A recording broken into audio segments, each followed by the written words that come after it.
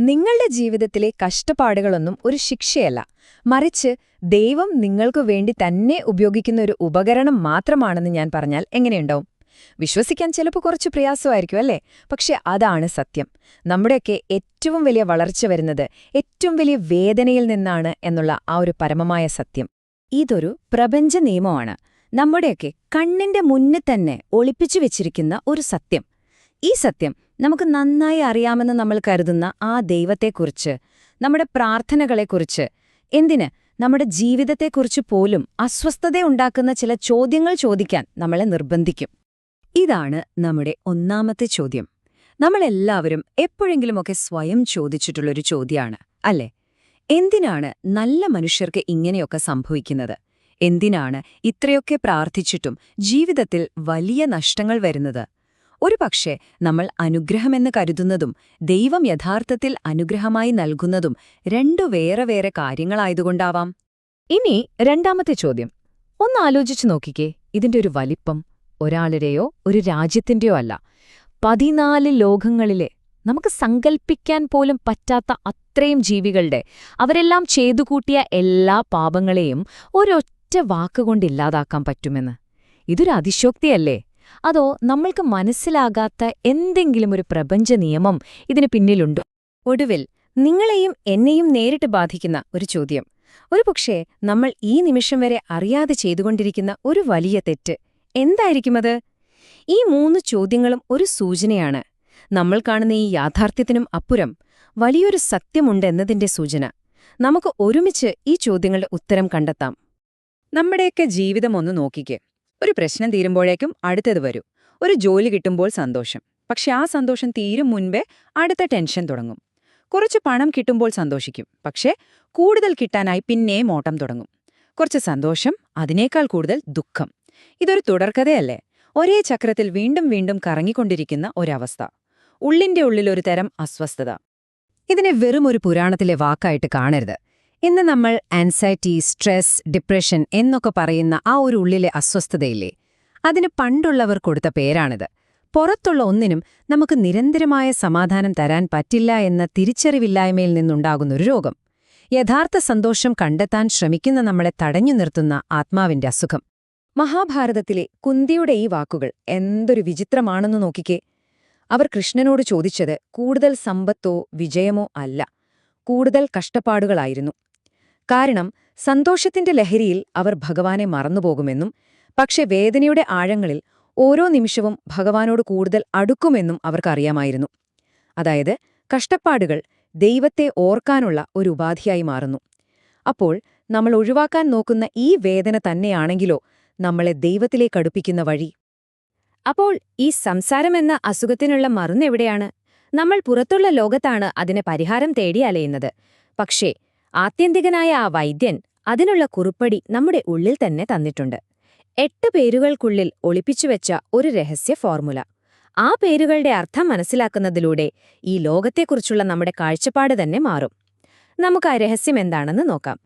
ഇപ്പോൾ നമ്മൾ ആ 8 നാമങ്ങളുടെ ആഴങ്ങളിലേക്ക് ഇറങ്ങിച്ചെല്ലുകയാണ്. ഇത് വെറുതെ ജപിക്കാനുള്ള കുറച്ച് പേരുകളല്ല. ഇത് യാഥാർത്ഥ്യത്തെ മനസ്സിലാക്കാനുള്ളൊരു മാപ്പാണ്. ഓരോ പേരും ഓരോ വാതിലാണ്. ഓരോ വാതിലും തുറക്കുമ്പോൾ പ്രപഞ്ചത്തെക്കുറിച്ചും നിങ്ങളെക്കുറിച്ച് തന്നെയുമുള്ള ഓരോ രഹസ്യങ്ങൾ പതിയെ വെളിപ്പെടും. ഇവിടെ തന്നെ ഒരു വിരോധാഭാസമുണ്ട്, ശ്രദ്ധിച്ചോ? ആദ്യത്തെ പേര് ശിവൻ, എല്ലാ മംഗളങ്ങളും നൽകുന്നവൻ. രണ്ടാമത്തെ പേര് മഹേശ്വരൻ, മായയുടെ അധിപൻ. എന്താണ് മായ? നമ്മളെ ദുഃഖിപ്പിക്കുന്ന, ഈ ബന്ധനങ്ങളിലൊക്കെ കുടുക്കിയിടുന്ന ഈ ലോകമെന്ന തോന്നലുണ്ടല്ലോ, അതാണ് മായ. അപ്പോൾ എല്ലാ നന്മയും തരുന്ന അതേ ശക്തി തന്നെയാണ് എല്ലാ ദുരിതങ്ങൾക്കും കാരണമായ ആ മായയെയും നിയന്ത്രിക്കുന്നത്. ഇതിൽ നിന്ന് നമ്മളൊരു കാര്യം മനസ്സിലാക്കണം. നന്മയും തിന്മയായി നമുക്ക് തോന്നുന്നതും ഒരേ ശക്തിയുടെ 2 ഭാവങ്ങൾ മാത്രമാണ്. ഇപ്പൊ നമുക്ക് നമ്മുടെ ആദ്യത്തെ ചോദ്യത്തിനൊരുത്തരം കിട്ടിത്തുടങ്ങിയില്ലേ? എന്തുകൊണ്ടാണ് ദൈവം നമുക്ക് വേദന തരുന്നത്? കാരണം അദ്ദേഹം സംസാരവൈദ്യനാണ്. സംസാരമെന്ന രോഗം ചികിത്സിക്കുന്ന ഡോക്ടർ. എന്താണ് രോഗം? ഈ ലോകത്തോടും അതിലെ വസ്തുക്കളോടുമുള്ള നമ്മുടെ അമിതമായ അടുപ്പം, നമ്മുടെ അറ്റാച്ച്മെന്റ്. അപ്പൊ എന്താണ് ചികിത്സ? ഒരു സർജൻ ശരീരത്തിലെ കേടുവന്ന ഭാഗം മുറിച്ചുമാറ്റുന്നതുപോലെ ആ അറ്റാച്ച്മെന്റിനെ മുറിച്ചുമാറ്റുക. ആ ഓപ്പറേഷൻ നല്ല വേദനയുണ്ടാവും. ആ വേദനയാണ് നമ്മൾ ദുരിതമെന്ന് വിളിക്കുന്നത്. അത് ശിക്ഷയല്ല, ചികിത്സയാണ്. ശിവന്റെ ഈ 8 പ്രധാനപ്പെട്ട പേരുകളിൽ 5ാമത്തെ പേര് ഒരു പക്ഷേ നിങ്ങളെ ശരിക്കും അത്ഭുതപ്പെടുത്തും. ആ പേര് വിഷ്ണു എന്നാണ്. ഇത് കേൾക്കുമ്പോൾ സ്വാഭാവികമായും ഒരു സംശയം വരാം. ശിവസഹസ്രനാമത്തിൽ വിഷ്ണുവിന്റെ പേരെങ്ങനെ വന്നു? ഇതിന്റെ പിന്നിൽ ആഴത്തിലുള്ളൊരു തത്വമുണ്ട്. നമ്മൾ ആദ്യം ചോദിച്ച ആ 3ാമത്തെ ചോദ്യമില്ലേ, ലക്ഷക്കണക്കിന് ആളുകൾ ദിവസവും ചെയ്യുന്ന മഹാപാപം, അതിന്റെ ഉത്തരം ഇതാണ്. ശിവനാണോ വിഷ്ണുവാണോ വലിയവൻ എന്നുള്ള തർക്കം. ശാസ്ത്രങ്ങൾ വളരെ വ്യക്തമായി പറയുന്നുണ്ട്, രൂപങ്ങൾ പലതാണെങ്കിലും രണ്ടിനും പിന്നിലുള്ള ചൈതന്യം ഒന്നാണ് എന്ന്. വിഷ്ണു എന്ന വാക്കിന്റെ അർത്ഥം തന്നെ സർവ്വവ്യാപി എന്നാണ്. എവിടെയും നിറഞ്ഞു നിൽക്കുന്ന ആ ചൈതന്യം. ആ ഒരേ ചൈതന്യത്തിന് പല രൂപങ്ങളുണ്ടാകാം. ആ സത്യം മനസ്സിലാക്കാതെ രൂപങ്ങളുടെ പേരിൽ വഴക്കിടുന്നതാണ് ഏറ്റവും വലിയ അറിവില്ലായ്മ അഥവാ മഹാപാപം. അടുത്ത പേര് പിതാമഹൻ, എ ഗ്രാൻഡ് ഫാദർ. നമ്മുടെ കുടുംബത്തിലെ മുത്തശ്ശനെക്കുറിച്ചല്ലേ ഈ പറയുന്നത്. ഈ പ്രപഞ്ചത്തിന്റെ തന്നെ കാരണഭൂതനായവൻ, ബ്രഹ്മാവിനെപ്പോലും സൃഷ്ടിച്ചവൻ, അതായത് സൃഷ്ടിക്ക് മുമ്പേ ഉള്ളവൻ, എല്ലാത്തിനും കാരണമായി, എന്നാൽ തനിക്ക് മറ്റൊരു കാരണമില്ലാതെ നിലനിൽക്കുന്ന ആദിമശക്തി. ഈയൊരു ചിന്ത നമ്മുടെ കാഴ്ചപ്പാടിനെ ഒരു വ്യക്തിപരമായ ദൈവത്തിൽ നിന്ന് പ്രപഞ്ചത്തിന്റെ തന്നെ ഉറവിടത്തിലേക്ക് കൊണ്ടുപോകുന്നു. അടുത്ത പേര് സർവജ്ഞൻ, എല്ലാം അറിയുന്നവൻ. ഈയൊരു ആധുനിക ഉപമ എത്ര ശക്തമാണെന്ന് നോക്കിക്കേ. ഈ പ്രപഞ്ചം ഒരു കോസ്മിക് CCTVയുടെ നിരീക്ഷണത്തിലാണ്.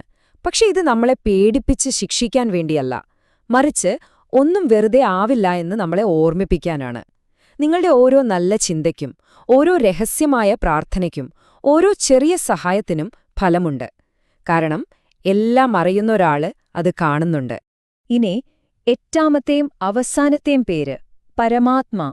ഇതാണ് ഈ യാത്രയുടെ ഏറ്റവും ഉയർന്ന തലം. നമ്മൾ പുറത്ത് അന്വേഷിച്ചുകൊണ്ടിരുന്ന ആ ദൈവം മംഗളം തരുന്ന ശിവനായി, മായയുടെ അധിപനായ മഹേശ്വരനായി, രോഗം മാറ്റുന്ന വൈദ്യനായി, സർവ്വവ്യാപിയായ വിഷ്ണുവായും, പ്രപഞ്ചകാരണമായ പിതാമഹനായും, എല്ലാം അറിയുന്ന സർവജ്ഞനായും വെളിപ്പെട്ട ശേഷം അവസാനം പറയുന്നു, ആ ശക്തി വേറെയെങ്ങുമല്ല, അത് നിങ്ങൾ തന്നെയാണ്, നിങ്ങളുടെ ഉള്ളിലിരിക്കുന്ന ആ പരമമായ ആത്മാവ്. അപ്പൊ നിങ്ങൾക്ക് മനസ്സിലായോ ആ ഒരു ക്രമം? ഈ 8 പേരുകൾ വെറുതെ അങ്ങ് പറഞ്ഞിട്ടേക്കുന്നതല്ല, അതൊരു വഴിയാണ്. ദൈവത്തെക്കുറിച്ചുള്ള നമ്മുടെ കാഴ്ചപ്പാടിനെ പടിപടിയായി മുകളിലേക്ക് കൊണ്ടുപോയി അവസാനം നമ്മളിൽ തന്നെ എത്തിക്കുന്ന ഒരു ജ്ഞാനത്തിന്റെ വഴി. ഈ യാത്രയൊന്ന് ശ്രദ്ധിച്ചു നോക്കൂ. ഇതൊരു യാത്രയാണ്. പുറത്തുനിന്നും നമ്മുടെ ഉള്ളിലേക്ക് അനുഗ്രഹങ്ങൾ തരുന്ന പുറത്തുള്ളൊരു ദൈവത്തിൽ നിന്ന് ശിവൻ തുടങ്ങി അവസാനം നമ്മുടെ ഉള്ളിലിരുന്ന ഈ ലോകത്തെ കാണുന്ന ആ ചൈതന്യം തന്നെയാണ് ദൈവം, പരമാത്മാ എന്ന തിരിച്ചറിവിലിത് അവസാനിക്കുന്നു. നിങ്ങളും ദൈവവും തമ്മിലൊരു ദൂരവുമില്ല എന്ന പരമാത്മാവുമായ സത്യത്തിൽ ഈ യാത്ര നമ്മളെ കൊണ്ടുചെന്നെത്തിക്കുന്നു. ഈ ഒരു തിരിച്ചറിവ് കിട്ടിക്കഴിഞ്ഞാൽ പിന്നെ ജീവിതം ഒരു യുദ്ധക്കളമല്ല, അതൊരു കളിക്കളമാണ്, ഒരു ദിവ്യമായ ലീല. ഈ കളിയിലെ ജയവും തോൽവിയുമെല്ലാം കളിയുടെ ഒരു ഭാഗം മാത്രം. ലക്ഷ്യം കളി ജയിക്കുക എന്നതല്ല, മറിച്ച് ഈ കളി കളിക്കുന്നതാരാണെന്ന് തിരിച്ചറിയുക എന്നതാണ്. ആ പരമാത്മാവാണ് നിങ്ങളുടെ രൂപത്തിൽ ഈ ജീവിതമെന്ന കളി ആസ്വദിക്കുന്നത് എന്ന് മനസ്സിലാക്കുക. ഈ ഒരു തിരിച്ചറിവിൽ നിൽക്കുമ്പോഴാണ് ആദിശങ്കരൻ ആ വലിയ ചോദ്യം ചോദിക്കുന്നത്. ഈ പ്രപഞ്ചം മുഴുവൻ സ്വന്തമായുള്ള എല്ലാ സമ്പത്തിന്റെയും അധിപനായ ആ ഭഗവാന് ഒരു ഭക്തന് എന്ത് നൽകാൻ കഴിയും? നമ്മുടെ കയ്യിൽ എന്തുണ്ട് അദ്ദേഹത്തിന് കൊടുക്കാൻ? നമ്മള് സ്വർണം കൊടുക്കാമെന്ന് വെച്ചാലോ? മേരുപർവ്വതം കയ്യിലുള്ളവന് അതെന്ത് സമ്മാനം? പണം കൊടുക്കാമെന്ന് വെച്ചാലോ? കുബേരൻ ഭൃത്യനായുള്ളവന് അതെത്ര തുച്ഛം. നമ്മൾ അർപ്പിക്കുന്ന ഒരു പൂവ് പോലും അവനുണ്ടാക്കിയ ഈ പ്രകൃതിയിൽ നിന്ന് എടുത്തതാണ്. അപ്പോൾ പിന്നെ എന്താണ് യഥാർത്ഥത്തിൽ നമുക്ക് സമർപ്പിക്കാൻ കഴിയുക? ഒന്നും സ്വന്തമായില്ലാത്ത നമുക്ക് എന്ത് സമർപ്പിക്കാൻ കഴിയും? ഇതാണ് ഉത്തരം. നമുക്ക് എന്റേത് എന്നുറപ്പിച്ചു പറയാൻ ആകെ ഒന്നേയുള്ളൂ, നമ്മുടെ മനസ്സ്. നമ്മുടെ ആശങ്കകൾ, നമ്മുടെ ഭയം, നമ്മുടെ സന്തോഷം, നമ്മുടെ അഹങ്കാരം, നമ്മുടെ ഞാൻ എന്ന ഭാവം, ഇതെല്ലാം ചേർന്ന ആ മനസ്സിനെ പൂർണ്ണമായി ഭഗവാന്റെ കാൽക്കൽ വെക്കുക. അതല്ലാതെ മറ്റൊന്നും നമുക്ക് നൽകാനില്ല. ഈ ഒരൊറ്റ സമർപ്പണം അത് ജീവിതത്തെ മൊത്തത്തിൽ മാറ്റിമറിക്കും. പിന്നെ നമ്മുടെ പ്രാർത്ഥന വെറും ആവശ്യങ്ങളുടെ ഒരു ലിസ്റ്റാവില്ല, അതൊരു നന്ദി പറച്ചിലായി മാറും. ദുരിതം ഒരു ശിക്ഷയല്ലാതാവും, അത് ഈശ്വരൻ നമ്മളോട് സംസാരിക്കുന്നൊരു ഭാഷയായി മാറും. ജീവിതം ഒരു ഓട്ടപ്പന്തയമല്ലാതാവും, ഈ പ്രപഞ്ച സംഗീതത്തിനൊത്തൊഴുകി നീങ്ങുന്നൊരു മനോഹരമായ നൃത്തമായി മാറും. അതുകൊണ്ട് ഈ ചോദ്യം നിങ്ങൾക്കുള്ളതാണ്. ഈ പ്രപഞ്ചം ഒരു കളിയാണെന്നും കളിക്കുന്നത് നിങ്ങളുടെ ഉള്ളിലുള്ള പരമാത്മാവാണെന്നും ഇപ്പോൾ നിങ്ങൾക്കറിയാം. ഇനി ഈ കളി അറിയാതെ സങ്കടപ്പെട്ടിരിക്കുന്ന ഒരു കാണിയായി തുടരണോ അതോ ഓരോ നിമിഷവും ആസ്വദിച്ച് ഈ ദിവ്യമായ ലീലയിൽ പങ്കുചേരുന്ന ഒരു കളിക്കാരനായി മാറണോ? തീരുമാനം നിങ്ങളുടേതാണ്.